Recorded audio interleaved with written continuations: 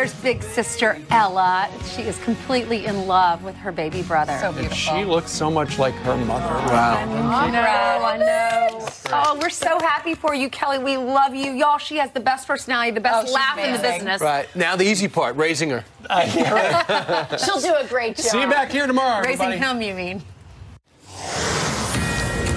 Fox News alert out of California, a deadly and devastating situation there, getting even worse. As we are now learning, 59 people have been killed by wildfires across the state. Good morning, everyone. I'm Sandra Smith, live inside America's Newsroom. And I'm John Scott, in today for Bill Hemmer.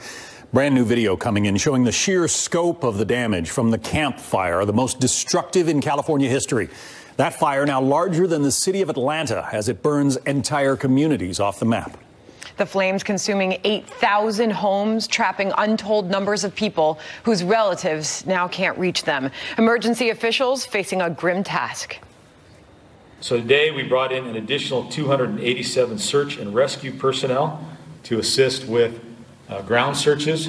We've also begun to use cadaver dogs. At this point we have 22 here working with these teams in an effort to locate remains.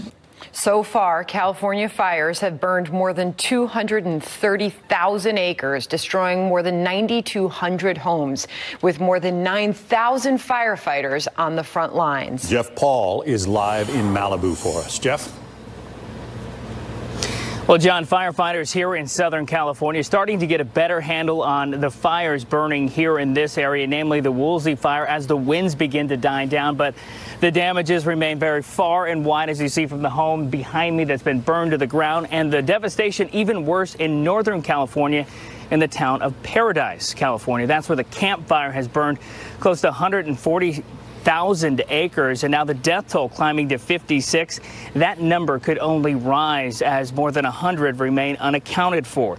Now, the Secretary of the Interior, Ryan Zinke, toured some of the worst spots with Governor Jerry Brown and says it kind of reminded him of some of the blown out buildings he saw while on tours in Iraq. In the case of California, I've been here 4 times this year and devastating. However, this is the most devastating fire I've ever seen in my lifetime. Now, further south here in Los Angeles and Ventura County, the Woolsey fire has likely claimed its 3rd victim, with authorities confirming they found the remains of a person near and around a burned out house. This fire burning close to 100,000 acres, but is now contained at more than 50%.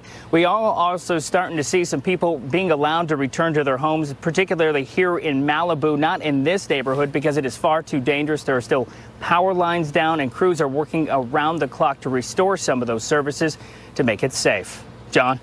Jeff Paul, live from Malibu with a terrible story. Jeff, thank you.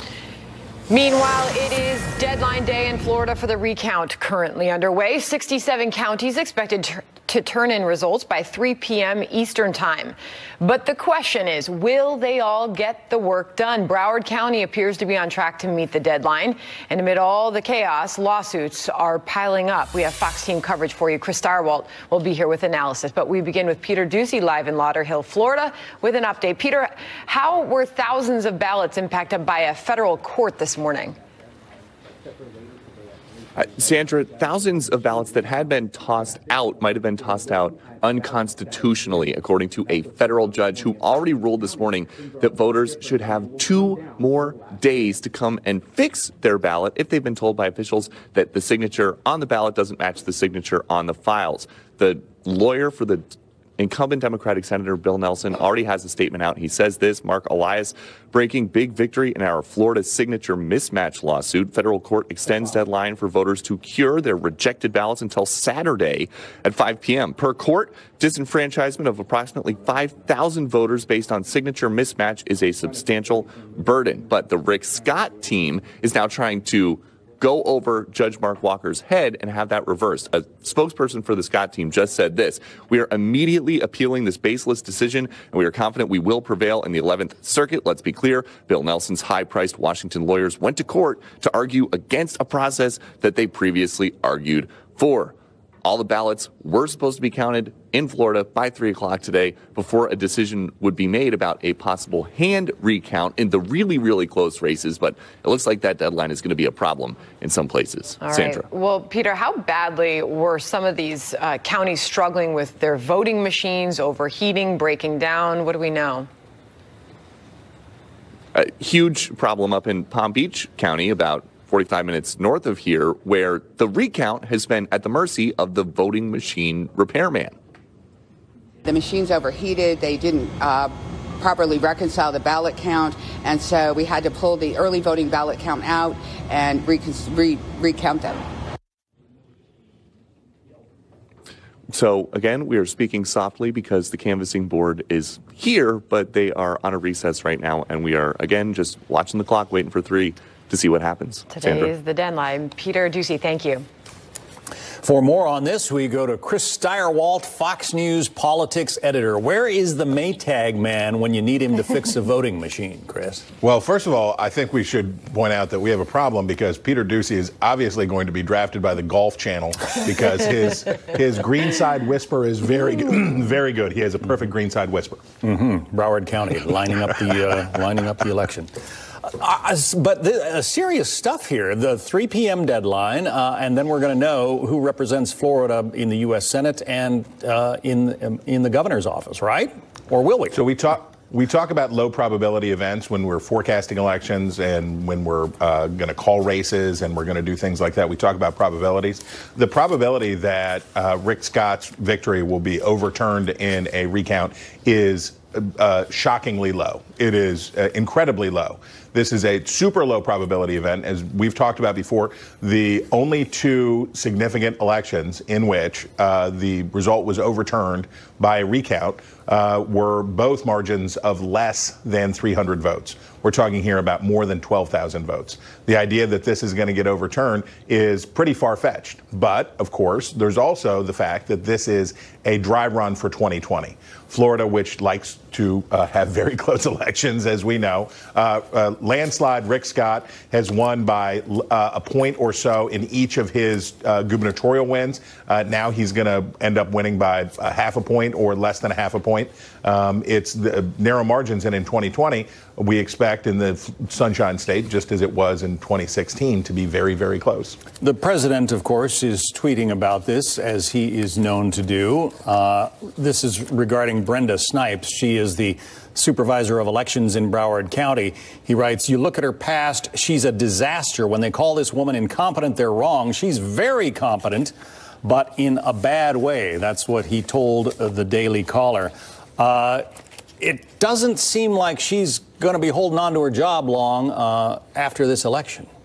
We should point out there is no evidence of what the president's saying.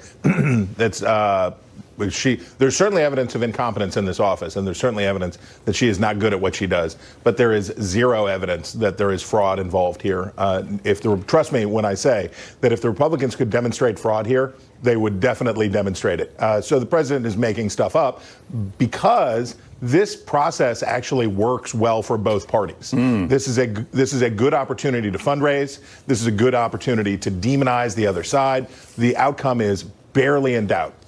Normal people, humane people would watch the process work and say, well, we'll get to the end and we probably won't be surprised by what we find out. But for partisans who want to fearmonger, for partisans who want to increase fundraising, this is a great opportunity to demonize the other side. And real quickly on Georgia, where do we stand in Georgia?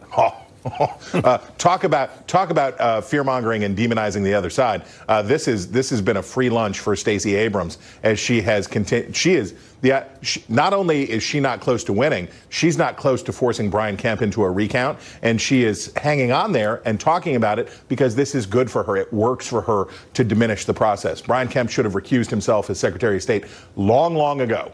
He did it wrong, and he reasonably raised doubts about the process in Georgia. That having been said, Stacey Abrams is milking this because it's good for her, it's good for her future in the state, and it's good for her for fundraising for Democrats in Georgia. On the, we do know the Democrats are going to be running the House of Representatives this time around. The question is who's going to be running the Democrats. Nancy Pelosi wants to be Speaker again. She's getting some opposition. I would think it'll be an awfully cold couple of years for those Democrats who oppose her. Well, now there are some who really oppose her, and then there are some who just want to get paid off. There are some who are expressing some reservation and opposition, and she is going to come and coo at them and say, now wait, a better committee position, maybe we could get you some more fundraising, maybe you'd like to go here. So this is the horse trading phase of this. I expect that she will win because there is no one who has yet stood up. Marcia Fudge, Congresswoman from Ohio, from the Cleveland area, has said maybe she'll think about it, but that's as close as anybody has so far to somebody who's willing to stand up and run against her. You can't beat somebody with nobody. All right. Again, it's going to be interesting to see what happens. She's obviously very good at counting votes and twisting arms. Mr. Steyerwalt, good to see you. Thanks very much. You bet. We will have much more on Nancy Pelosi's campaign to become House Speaker once again. California Congressman Eric Swalwell joins us a little bit later in the hour.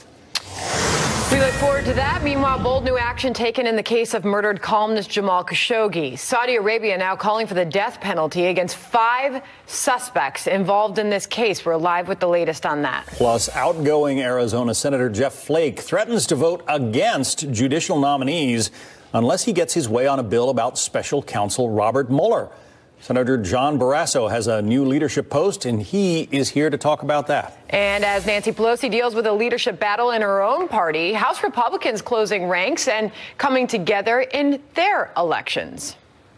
We serve in a divided government and a divided country. Our goal is to unite us back together again. Our second goal will be to make sure we win the majority back. Alert Republican leadership roles now taking shape on Capitol Hill.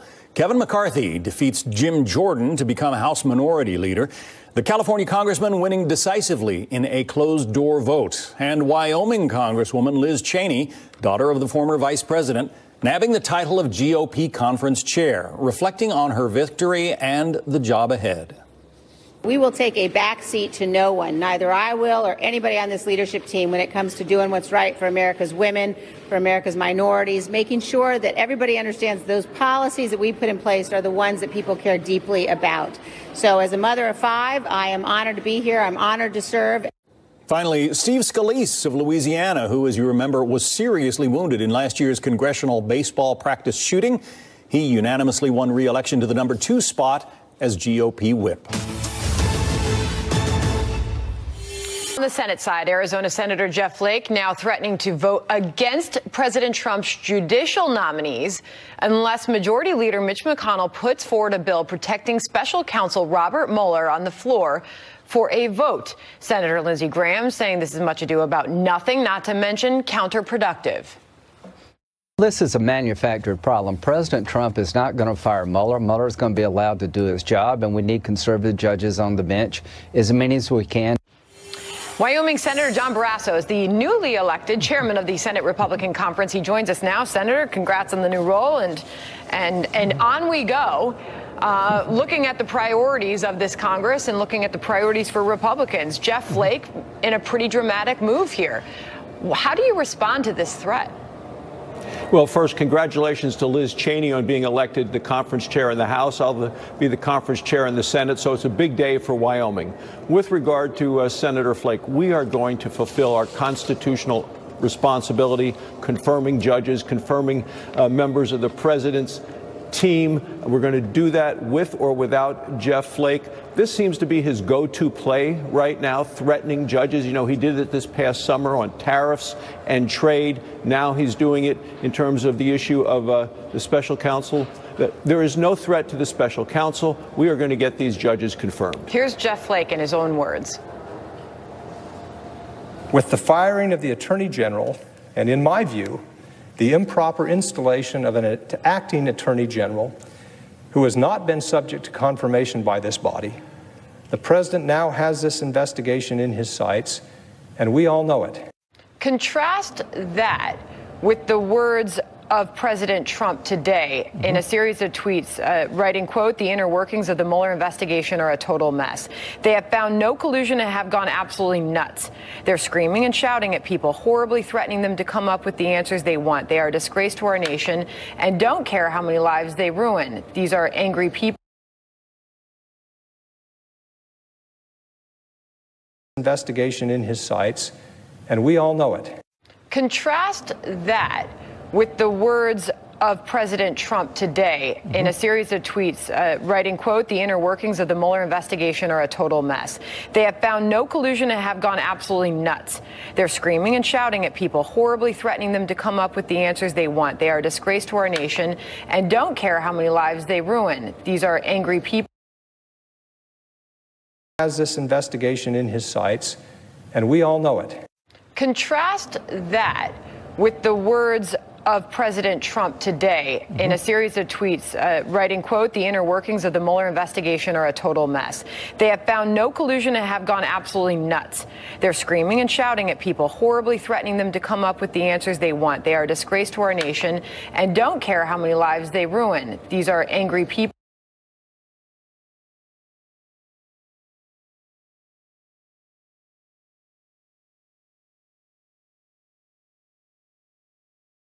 The president now has this investigation in his sights, and we all know it. Contrast that with the words of President Trump today in a series of tweets, writing, quote, "The inner workings of the Mueller investigation are a total mess. They have found no collusion and have gone absolutely nuts. They're screaming and shouting at people, horribly threatening them to come up with the answers they want. They are a disgrace to our nation and don't care how many lives they ruin. These are angry people."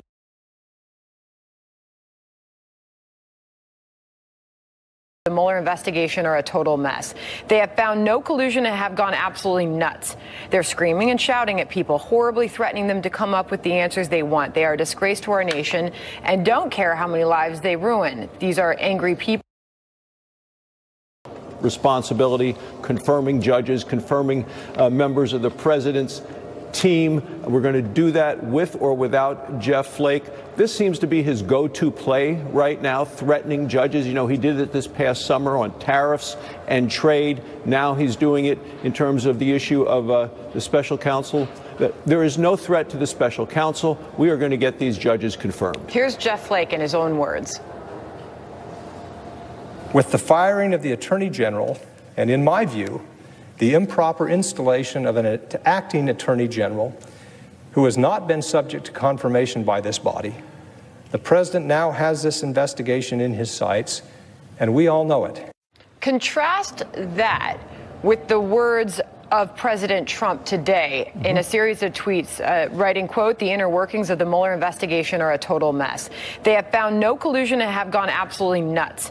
They're screaming and shouting at people, horribly threatening them to come up with the answers they want. They are a disgrace to our nation and don't care how many lives they ruin. These are angry people." Now, Fox News alert, and take a look at the big board. It is not a good day on Wall Street. The Dow down 143 points right now. A bit of a slowdown overseas is raising concerns about U.S. growth going forward. Also, word that stalled trade talks between China and the U.S. could move forward soon. Been a volatile market the last few days. Notably, the Dow dipping below 25,000 right now, almost a 200-point drop out of the gate, 2 minutes into trading. A lot of the weakness coming from the technology sector, Amazon, Facebook, some of the names that are leading the broader U.S. stock market lower at this moment. Next hour, we're going to have a lot more on Facebook and some happenings there. But technology, really some of the weakness that we're seeing in the market this morning. All right, more on that coming up. Meanwhile, another big story today. Hundreds of illegal immigrants from Central America have now reached Tijuana. The bulk of the main caravan traveling to the U.S. still appears to be very far from the border. 3 different caravans making their way through Mexico right now. Defense Secretary James Mattis traveling to Texas yesterday, where thousands of U.S. troops are posted at the border to help deal with the caravans. Secretary decided that her border patrol needed help.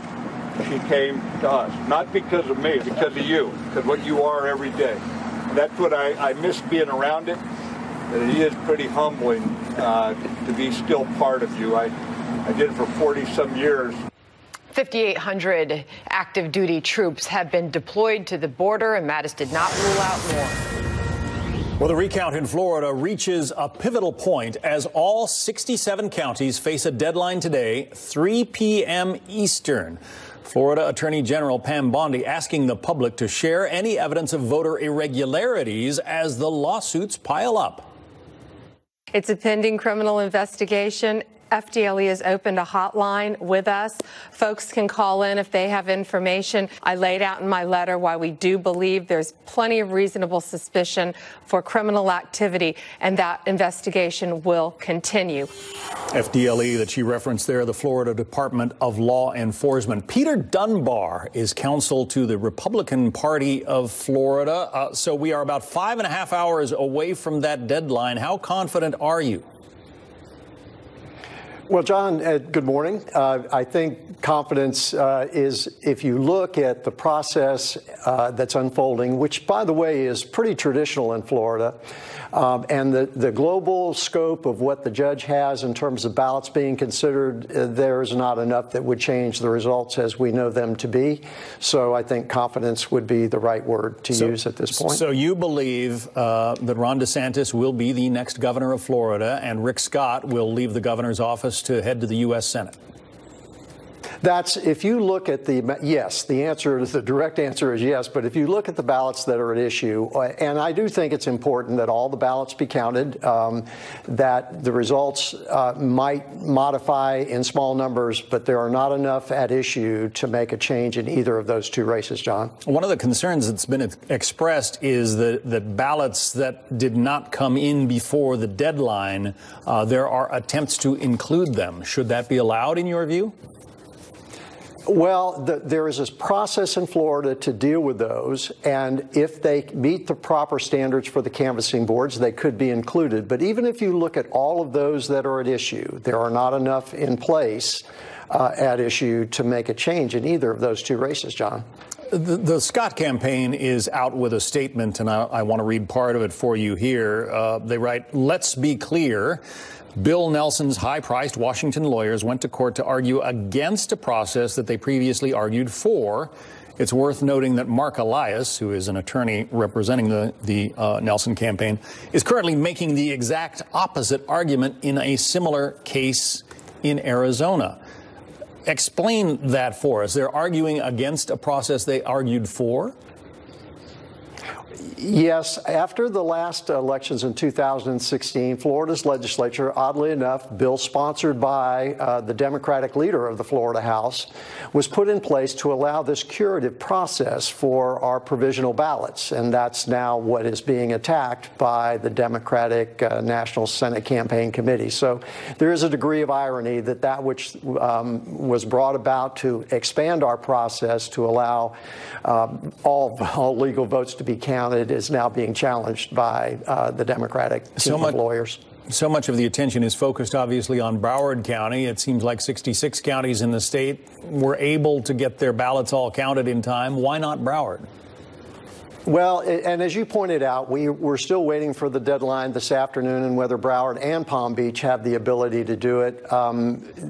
There is certainly an open question on why everyone else was able to do it, including Dade County, which is our Miami-Dade County, which is Florida's largest populous county, and the others have not. But that being put aside, there may be problems to be corrected in the future for more timely responses. But again, none of that changes where we will end up when the canvassing board meets next week to finalize this process. As you're speaking, we're watching live workers in blue gloves, wearing blue gloves in Broward County, handling some of these ballots, reminiscent of the hanging chads scene from the 2000 election. What if they don't get it done? What if Broward County doesn't get all these votes recounted by the 3 p.m. deadline? What happens?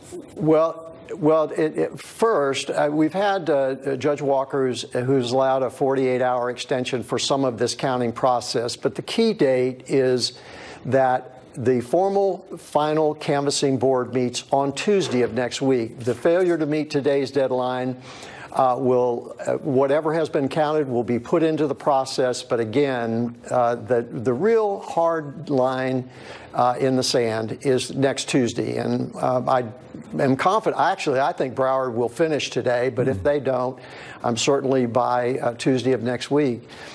Again, but let me stress that the issues here are not in enough volume to change the results in either of the two key elections. Peter Dunbar, who is counsel to the Republican Party of Florida, thanks for your input. You bet, John. Thank you. Meanwhile, new developments in the death of Saudi journalist Jamal Khashoggi. 11 suspects have been indicted, and 5 of them could get the death penalty. Prosecutors say his murder was premeditated. Benjamin Hall is live in Jerusalem following this story for us. Benjamin. Hi, Sandra. 6 long weeks after Khashoggi was murdered, and finally we're getting more details of the Saudi version of events. And central to their story is that the royal family, the Saudi royal family, was not behind this. And that, again, is a point that many in the international community do not believe. The latest details from Saudi Arabia are that the team which was sent to Istanbul initially tried to persuade Khashoggi to return to Saudi Arabia. But when the team leader realized he wouldn't go, he unilaterally decided to kill him then and there, injecting him with an overdose of sedative. In a rare press conference this morning, the Saudi prosecutor said they were now recommending the death penalty for 5 of the suspects out of 11, and among them, the Deputy Saudi Intelligence Chief General Asiri. He's the man they claim organized the whole affair without any knowledge, again, from the royal family. They also released more details of the team itself, saying it consisted of 3 parts: negotiators, intelligence officers and logisticians, and that the operation had been organized only 3 days before the murder.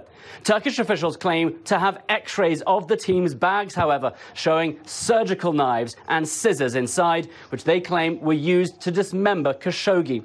The Turkish investigation, meanwhile, has been very public for very many weeks. Today, they said the Saudi explanation falls well short of their expectations. They insist that all the men accused should be extradited to face trial in Turkey, and they believe Crown Prince Mohammed bin Salman was certainly behind it. And again, that question of where the body is. Saudi Arabia again repeating their story that his body was dismembered, then handed over to a local collaborator, and they have not been able to reach that collaborator to find out where he disposed of it. So, look, these are the Saudi versions of events, but very few concrete facts for us to go with. We continue to learn more on that. Benjamin Hall, thank you. Meanwhile, a community in mourning set to say a final farewell to a hero, the sheriff's sergeant who gave his life to save others in the Southern California nightclub shooting. Plus, 17 House Dems now saying they will not support Nancy Pelosi for House Speaker. So will someone challenge her for the gavel? That's the big question. We're going to talk to Democratic Congressman Eric Swalwell about that and more coming up. I think they deserve Nancy Pelosi as Speaker, but I sure don't want to see it. I went through 2.5 years of Nancy Pelosi as Speaker, and I came in not long after Kevin, and she was Speaker, and you saw what she did to the country. For later today, for Sheriff Sergeant Ron Hellis, killed in last week's mass shooting at the Borderline Bar and Grill in Thousand Oaks, California. Colleagues calling him a hero for rushing inside that packed bar during the rampage and putting himself right in the line of fire. The gunman killed 12 people before taking his own life. Sergeant Hellis was a year from retirement. He leaves behind a wife and son. Nancy Pelosi's bid to become House Speaker again running into resistance with her own party. 17 House Democrats have signed a letter saying they will not support her, and that number could grow before the letter's actually released, we're told. That group includes both incoming and incumbents. Democratic Congressman Eric Swalwell is a member of the Intelligence and Judiciary Committees. He joins us now, and we thank you for coming on the program. Good morning, Sandra. Thanks for having me back. So Pelosi says, come on in, the water's warm. She's all but daring her rivals to challenge her. I wouldn't say she's daring. She's out there making her case, not taking it for granted. But I think, Sandra, that in these late innings of the Trump first term, that she is the most skillful leader that we have. These candidates all ran on health care. She was the architect of the Affordable Care Act. And if we're going to have any chance at all at protecting what has been lost, we need her on the mound. So why do these 17 Democrats and possibly growing number of Democrats oppose her?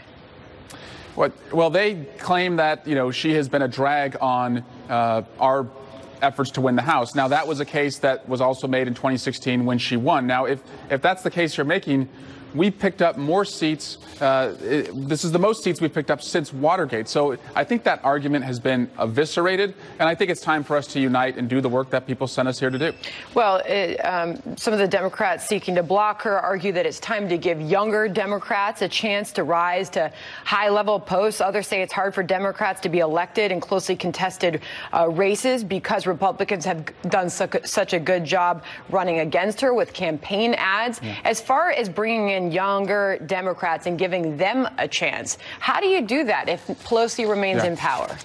Well, you're looking at one. I ran against a 40-year incumbent Democrat who Nancy Pelosi supported. And when I got elected, instead of shunning me, she asked me to lead a group of young members to try and bring into Congress more young members. And we elected through that effort, it's called Future Forum, 26 new members who are in their 40s or under. So there's transformational leadership coming, but I think right now we can't afford to put someone on the mound who has never, pitched in a high-stakes situation like this. We need someone who is skillful like Nancy Pelosi. That's why I'm supporting her. So safe to say, okay, you support her. Ohio Democrat Marcia Fudge has apparently emerged as a potential challenger. Do you know anything about that? I've heard that she's considering it. And look, that's democracy. We're the Democratic Party.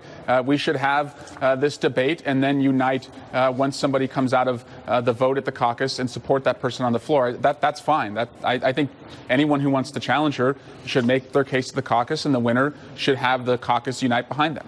All right. I know that you've been switching topics here. I know that you've been very outspoken about the acting AG Whitaker and the president's choice here and what happens from here. The president's tweeting about this morning, and I know that you've already responded via Twitter on this one as well. He writes, quote, "The inner workings of the Mueller investigation are a total mess. They have found no collusion and have gone absolutely nuts. They're screaming and shouting at people, horribly threatening them to come up with the answers they want. They are a disgrace to our nation and don't care how many lives they ruin. They are angry people, including the highly conflicted Bob Mueller, who worked for Obama for 8 years. They won't even look at all of the bad acts and crimes on the other side, a total witch hunt like no other in American history." I know, Congressman Swalwell, that you have called the AG, the acting AG, an assassin hired to take out the Mueller probe. Explain your viewpoint here. Well, I think the president's tweet is evidence of what I believe, which is that he wants this investigation over. He has fired the person who was recused from the investigation and allowing it to proceed. Is that reasonable after 2 years, Congressman, to want this probe to come to an end? I mean, we just spoke to Senator Barrasso. He's all for what has happened here and for letting it go on, but it's time to wrap things up. Can you understand that? I'm a former prosecutor. Prosecutions of this magnitude, this number of witnesses, this number of foreign transactions, and how long the Russians plotted this, they take years. Now, when you tamper with witnesses, when you obstruct justice, when you lie to investigators, it takes longer. And when the president refuses to answer the questions that have already been turned over to him 6 months ago, it's going to take longer. To be clear, we don't know that there's a refusal there. The president's often said he would be happy to sit down and answer questions. He's been advised against doing that from his legal counsel. Hold on, and there still could be prepared answers to those questions. We have to wait and see. Go ahead. Sandra, I mean, how long is it going to take for this guy to turn in his homework? He was given the questions 6 months ago.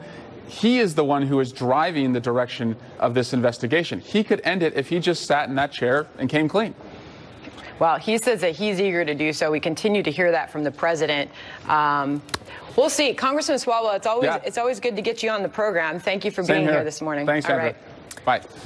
Meanwhile, for all the disagreements in Washington, and you just heard about some of them, President Trump is supporting a new criminal justice reform bill that's backed by both sides of the aisle. Imagine that. So are there places in which both parties can come together, and should the president get any credit for it? Our A-team will take that up.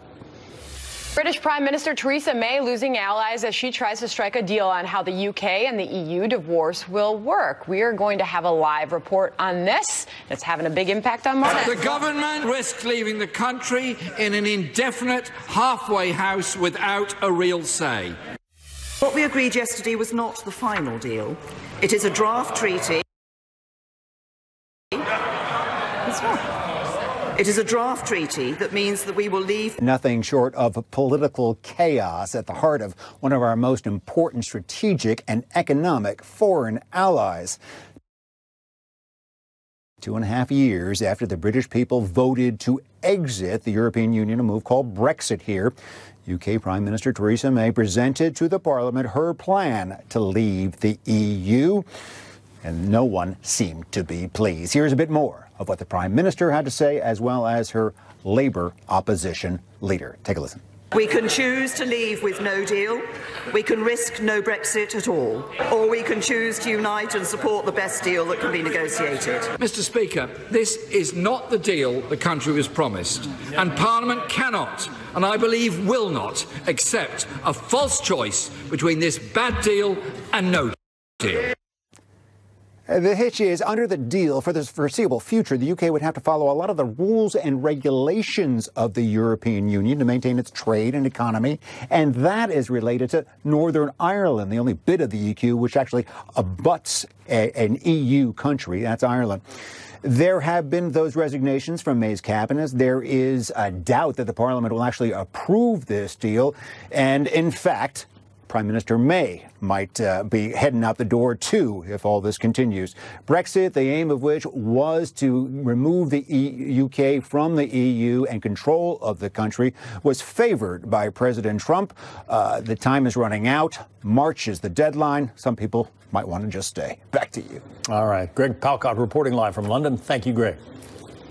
Fox News alert, a possible staff shakeup now looming at the White House. Who may be out and who may be in? Ari Fleischer is our headliner today. He will join us live next hour. Plus, no end in sight to the devastation in California as wildfires continue to rage up and down the state.